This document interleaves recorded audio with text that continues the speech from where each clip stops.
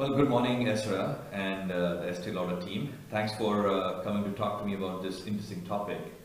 Let me share a few thoughts with you on Islamic branding, Islamic marketing, and what that might mean in the UAE and the GCC region in general. Think about the idea of use of developing marketing for these kind of occasions, for the festival occasions.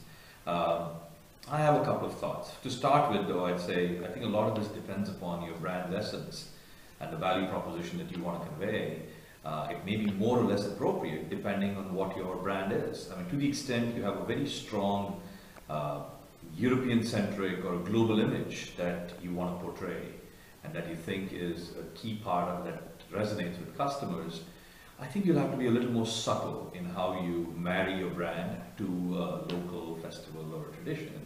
On the other hand, the more you become a mass market brand, your brand now becomes less tied to a global presence, and B, I think you start reaching customers for whom these festivals become much more important. They might save up money to be buying important gifts during these times. And so I think you can be more overt as your brand becomes a little less premium or prestige oriented, and I think you'd have to play this subtly if your brand is more upmarket and global. The way I'll put it is these benefits are in terms of respect.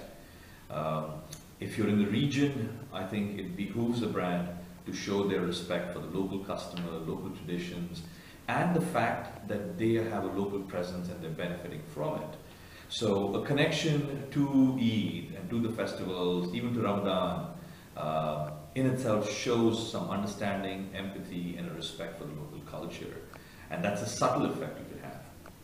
A second effect you could have is what I'll call connect, beyond respect. And this is where customers, your local customers, have Eid at the back of their head, have Ramadan at the back of their heads during this period. And so it becomes an easy marriage between sort of the dominant thoughts in their mind and your brand associations with the festival.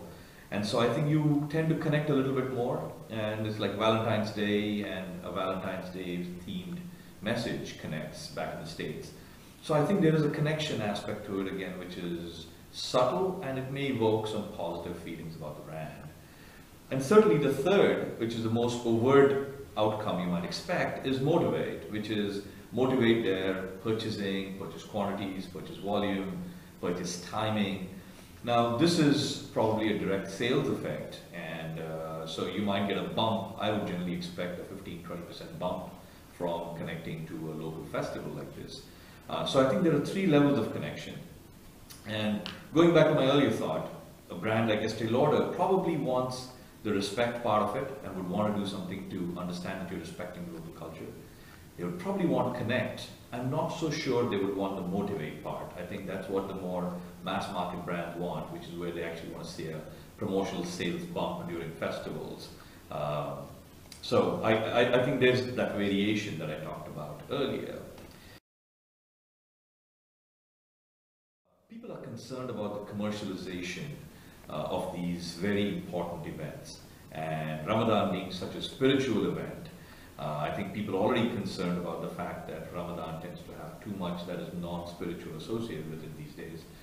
So one thing to watch for is not to get caught up in the backlash against the commercialization of Ramadan and Eid and important Islamic festivals. And I think that's one. Second, speaking about respect again, I think you want to watch out for people feeling disrespected if the only connection they see between you and them is during these festivals, where they think these people just want to capitalize on this and they're just trying to make money off of us. And so the cynicism that could come with overt marketing, I think, is something you have to watch out for. So in a way, trying to be respectful is important, but then avoiding disrespect, where you're seeing as sort of being, you're capitalizing on the festival is something to watch out for. The third I would bring up is clutter and what that means to your brand. To the extent a lot of the Islamic themed marketing, whether it's promotions, product modifications, premiums, gifts, contests, events, to an extent a lot of these things are being done by the middle market brands. I think you want to be careful about being caught up in that clutter. And you don't want to take too many of these occasions to start watering the brand down and making you, bring you down a couple of notches from your premium positioning. You've got to make a decision based upon what your brand is, who your customer is out there, and what's happening to your competitive space, and come out with a solution that is ideal for you. Thank you all for listening. I hope this has been interesting, and I envy you guys having such wonderful discussions at Estee Lauder.